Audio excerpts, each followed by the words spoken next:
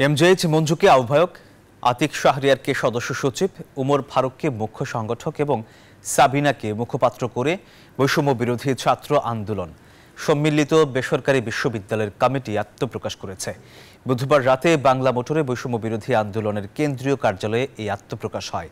এ সময় সংগঠনের নেতারা বলেন, একটি বৈষম্যহীন, মাদক, সন্ত্রাস, দুর্নীতিমুক্ত বাংলাদেশ গড়তে দেশের সকল মানুষের সহযোগিতা নিয়ে কাজ করবেন তারা।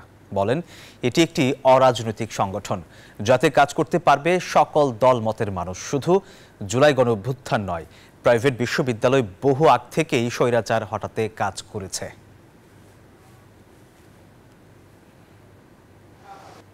যারাই সরাসরি রাজনীতিতে যাবে, যারাই আসলে নতুন রাজনৈতিক দলে যোগদান করতে চাবে বা কোনো রাজনৈতিক দলে এখান থেকে সেরে যোগদান করতে চাবে বা ছাত্র সংগঠনে যোগদান করতে চাবে, তাদের অবশ্যই বৈষম্য বিরোধী ছাত্র আন্দোলনের যে লিস্টেড পদ আছেন সেখান থেকে সরে গিয়েই আসলে নতুন রাজনৈতিক দল বা ছাত্র সংগঠনে যোগদান করতে হবে।